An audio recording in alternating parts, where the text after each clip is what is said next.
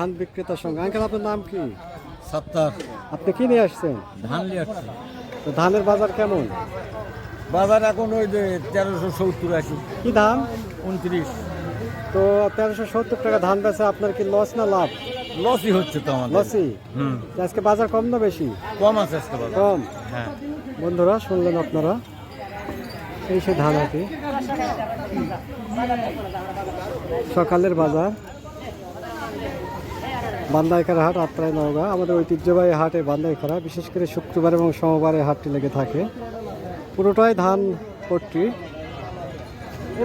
ধানের মিলন মেলা। হ্যাঁ, হ্যালো।